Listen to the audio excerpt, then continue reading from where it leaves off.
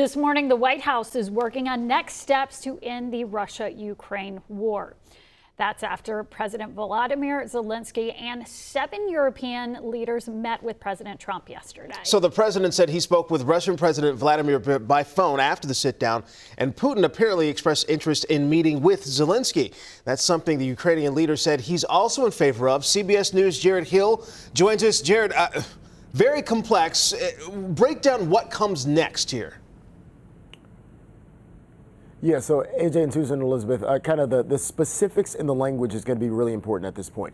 President Trump is apparently working to get Zelensky and Putin together within the next couple of weeks. And while the Russians seem like they're keen to meet with the Ukrainians, it's not clear if Putin would meet face-to-face with Zelensky.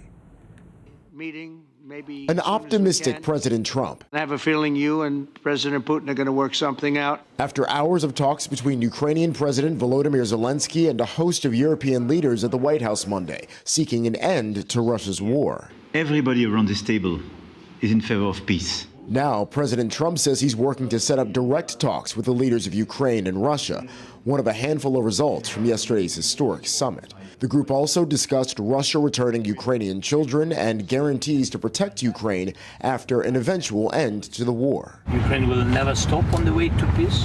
Part of those security guarantees could mean putting peacekeeping troops on the ground in Ukraine.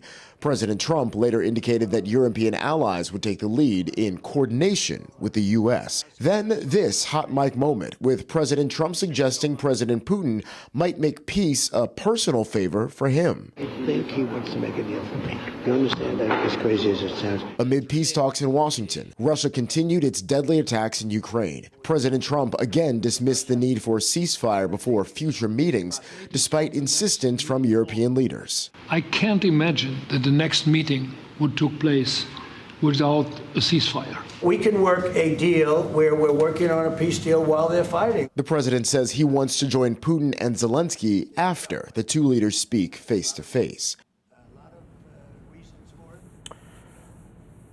Now, something that did not get dealt with during yesterday's meetings was the issue of land. Russian forces currently control about 20% of Ukrainian territory, and they want to keep it. Zelensky said, though, that the matter should be only figured out between himself and Putin in direct talks.